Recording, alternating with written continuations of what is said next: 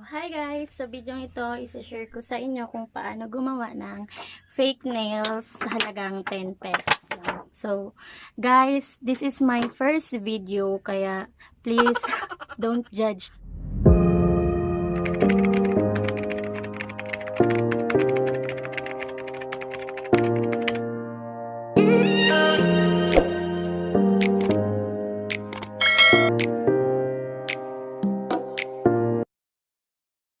So, ayun nga guys, nakapag-intro na tayo. So, magpo-proceed na tayo sa mga gamit natin gagamitin. So, first thing is, kailangan natin ng scissor. Second, kailangan natin ng sirang face shield. Hindi talaga yung hindi yung buong face shield. Konti lang gagamitin natin dito guys. Pero dapat gamitin nyo yung sira na kasi sayang naman mahal. Mahal ang face shield na yun. At mahalagang mag-face shield na yun. So, ang next na gagamitin natin is itong shoe glue. Ang shoe glue na ito is nagkakahalaga ng 10 pesos lang. So far, ito lang naman siguro yung bagay na bibilihin natin kasi yung gagamitin natin face shield is recycled. Without further ado, let's get started. First thing na gagawin natin is i-cut natin to kung gaano kahaba ba yung gusto mo sa nails mo. Ipapakita ko sa inyo kung gaano ba kahaba yung nails na yung fake nails na gagawin ko pag natapos ko.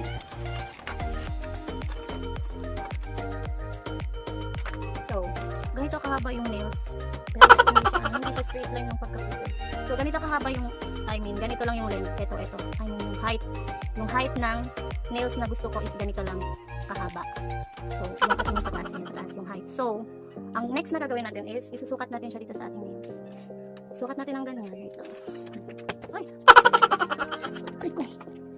So, ayun na nga, isukat natin siya ng ganon. Isukat natin siya kung gano'ng kalapad yung nails natin. Then, putulin na natin siya. Like, eto. Ito ba? Huwag hindi makita. Kasi transparent yung kulay ng face shield kaya hindi siya masyadong kita. So, ulitin natin. Eto. Ganito kalapad yung nail ko. So, ngayon, ipuputulin natin siya dito sa gilid, sa may babaan. Yung para dito natin siya lagay. Yung dito siya banda. Putulin natin. Nang pa-curve. Mali pala.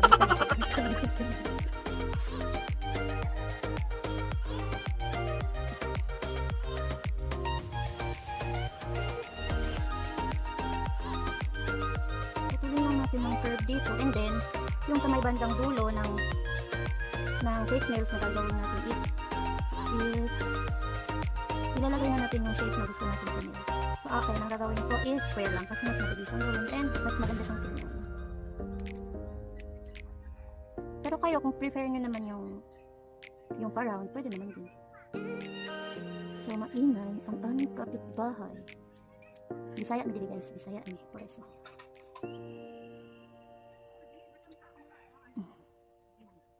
So, square. So, puputulan ko kasi siguro siya ng so, tingnan nyo guys, isusukat ko siya dito, hindi kasi siya makita.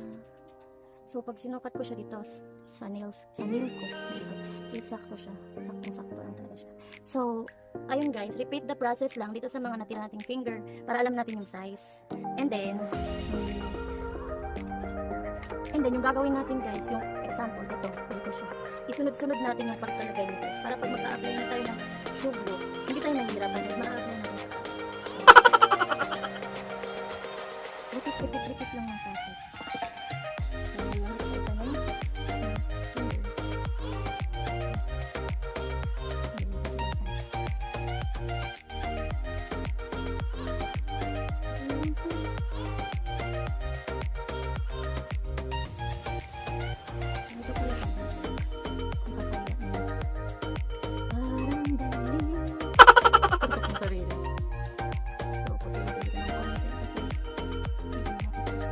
Out sa mga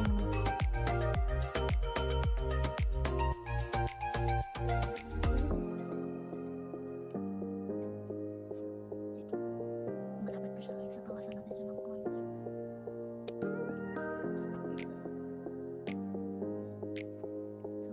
So dito na tayo sa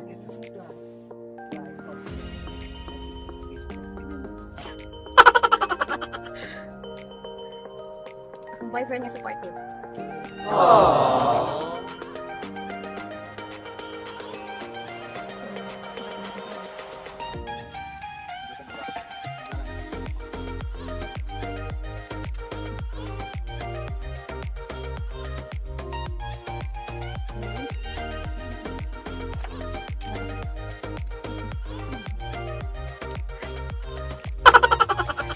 Ingay ko na rin mabuhay.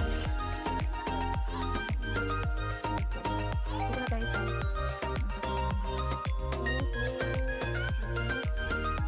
ang kalita ng buto.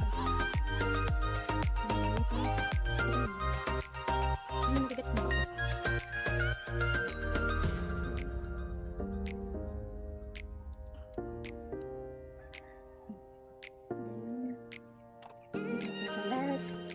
Or sa pinky finger bang tawag dito?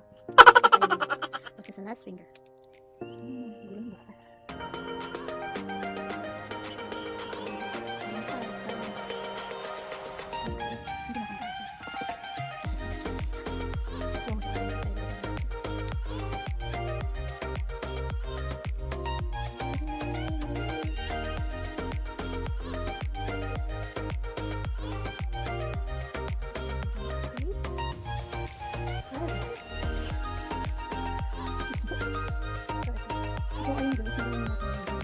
Left finger. Gawin na natin siya ng size. Gawin na natin yung face shape. I mean, nagawa na natin yung fake nails para sa left finger. So, dito sukat naman natin dito sa left finger. So, ito na natin. And dito kami. So, curve. Okay na yung size niya. So, curve na lang natin dito na. And, dito. Sakto na siya. So, dito na naman tayo sa kabilang.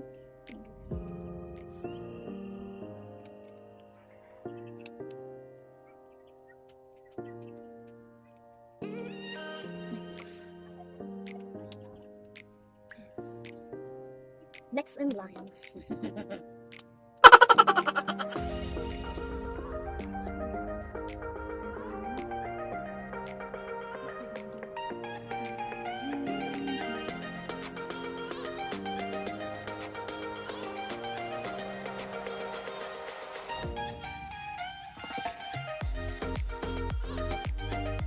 Maingay ang kapitbahay.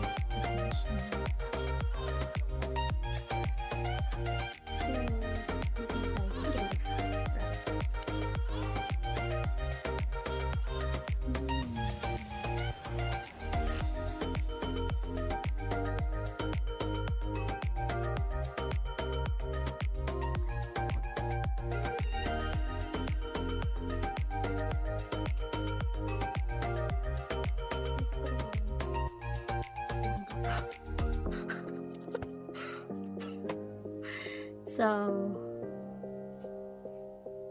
kulang pa ng konti. Advice ko sa inyo guys, yung dito banda sa baba, dapat, yung dito banda sa baba ng nails natin is dapat fit talaga siya or hindi siya masyadong malapit dito sa mga laman para hindi siya masakit. Alam mo?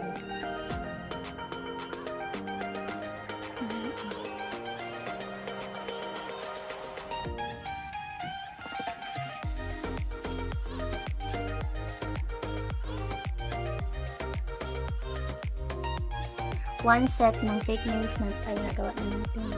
So, next is ididikit na natin siya using shoe glue. Pero, pwede naman pwede din multi-brand. Hindi ko nire-recommend.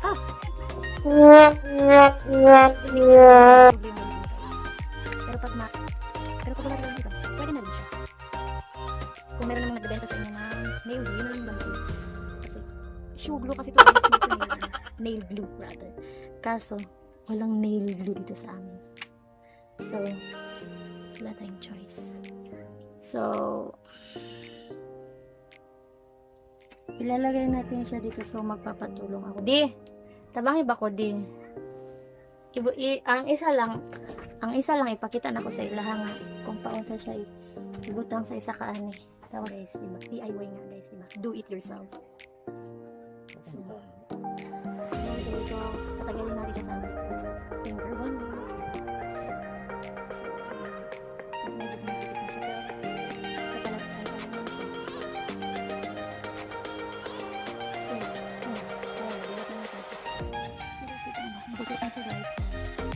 Gagawin ko muna ito dito sa other finger ko.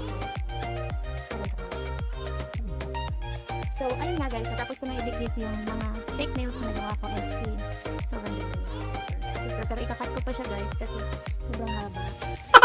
fake nails na ginawa ko. Gakat ko siya sa haba na gusto ko. So, ito. Ang gagamitin ko guys is nail cutter. So, gawa na natin yung fake nails na sa halagang 10 pesos. So, ngayon, gakat ko na lang siya. Using nail cutter. Pwede naman siya sa nail cutter guys. So, hindi pala siya pwede sa nail cutter. So, gunting ang gagamitin natin guys. Scissor. Baliktad na naman. So, ito. Nanginginig kasi yung kamay ko. Oh, yeah.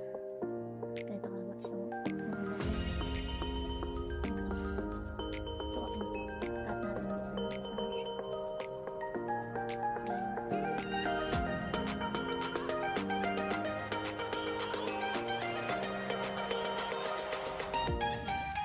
Nakat na siya dito sa long side. So, ngayon, nakat na naman dito siya dito. Right side. Ayan siya tayo. So, magpagtulong na lang tayo. Please. Kasi hindi siya magpagtulong. Hindi ako marunong magpagtulong kasi lang side. Ito natin na siya guys. Pero, matigas siya guys. Kasi hindi din siya masakit kapag ginanyan siya. Hindi siya kagaya ng fake nails na binili ko sa Shopee. Hindi siya kagaya ng fake nails na binili ko sa Shopee. Wait lang natin sa akin. So, nakapos na. So, ako, lalagyan ko siya ng polish. Pero depende naman sa'yo kung ikaw lalagyan mo siya ng polish. Pero diba, pag nag-fake nails ka, lalagyan ka talaga ng polish. So, pipili ako ng color. Gray, ito. Wala, hindi siya mapopos kung saan siya. Hindi siya mapopos. Hindi tayo marunong mag-focus guys. So, ayan. Check yung brand niya. And yung shade niya is shadow. Dalawang kulay ang ilalagay ko. Ito yung isa. Ito. Dalawang kulay yung gagamitin ko. Ito yung next. Yung isang kulay na gagamitin ko. Kaya siya dalawang kulay. Kasi, dito sa isang to, or sa dalawang to, or basta, just dito sa isang to, ibang kulay yung ilalagay ko. Para, ilalagay natin. Ito, ilalagay ko siya dito sa. Yung sa apat is, dark color. Ang shade nito is, matte or NA. Hindi siya makita. Para makita mo.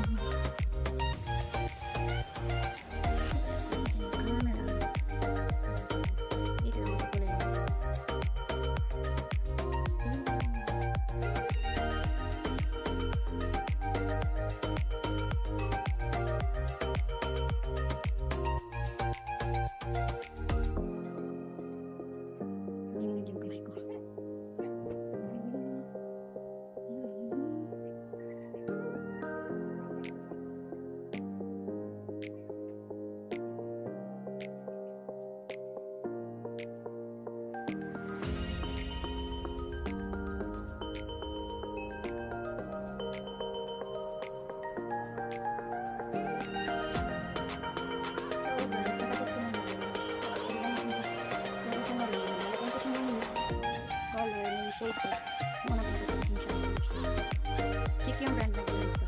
Check mo.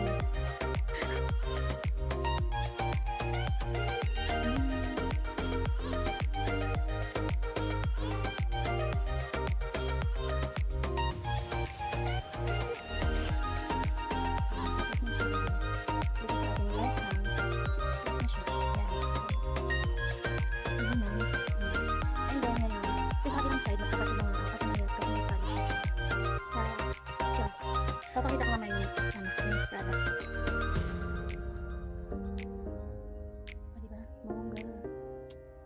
O diba?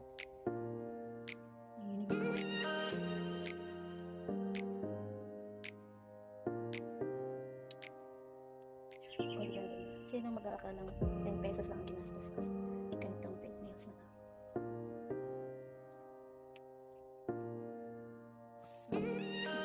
So, papatayin lang natin patuluin. So, eto na nga guys. Ito na siya. Tapos na siya.